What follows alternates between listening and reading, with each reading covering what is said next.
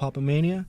In these videos, I redesign classic, iconic pop culture characters, mainly superheroes, but I'm about to do some other stuff. And yeah, I redesign them, put a little twist to them. If you guys saw my last episode, you saw me redesign Superman, and you saw that the concept was, what if Clark Kent grew up in Gotham? Or what if Kal-El grew up in Gotham? So to continue that theme, this is kind of be the same kind of concept, is what if Batman grew up in Metropolis?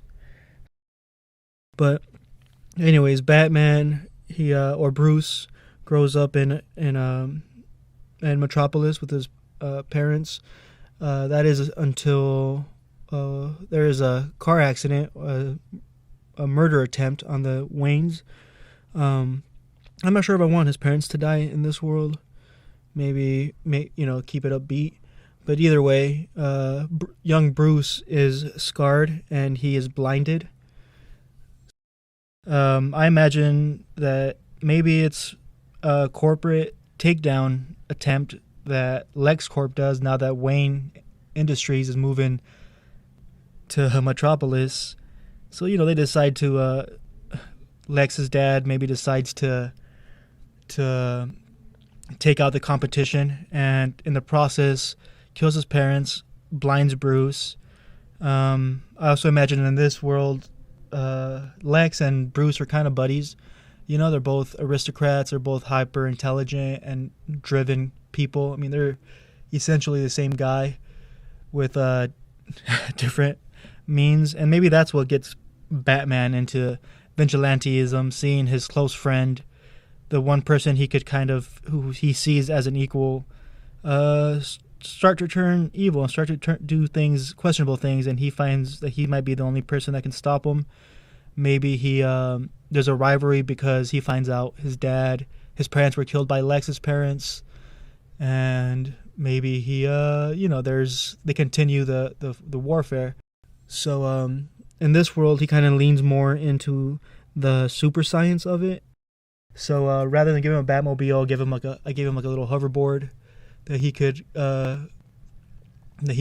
ride, and it has a bunch of stuff in it. And I'm imagining that he also has gadgets all around him. His gauntlets, his helmet, his backpack. He's got a lot more gadgets in this world. Alfred's still there. But yeah, this version of this version of Batman is still inspired by bats, because when he loses his sight, he leans more into the hearing, and he creates technologies that kind of help him see without sight. And so that's kind of his thing. This is more, this version of Batman is like a Shriek from the Batman Beyond. I don't know if you remember that show, Batman Beyond, which was one of my favorites. This version of Batman, still after his parents dies and he's blinded, he decides he still looks for answers, Eastern teachings, and he still learns martial arts. He's more like a super ninja, a science ninja in this one, rather than like a symbol of fear. And I decided to go with use colors that previous Batman have used. So like different designs of Batman. I don't want to use black again. This is Metropolis. This is a brighter, more hopeful city, or at least on the surface. So I decided to go with colors, grays, blues, and yellows, which if you watch old Batman cartoons, the ones that are more they're intended for kids, pre-80s Batman, a lot of grays, a lot of blues, a lot of yellows. I'll say a lot, but those colors are consistent, so I decided to stick with those colors. Maybe some white, just to give the contrast to the dark Bat version.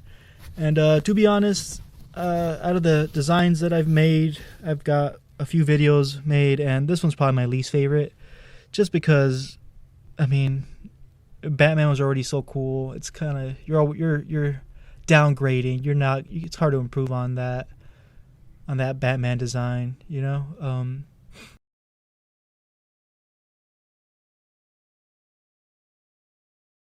So this is the end of the video. Thanks for watching, guys. Leave any recommendations in the comments, any comic book characters, book characters, television movie characters that you want to see me redesign, you know, anything from any cartoon or something. I already have a bunch of videos up and done, so it's gonna be a while before I get to these, and I might have a Patreon so you could vote on there and see those videos early. And until next time.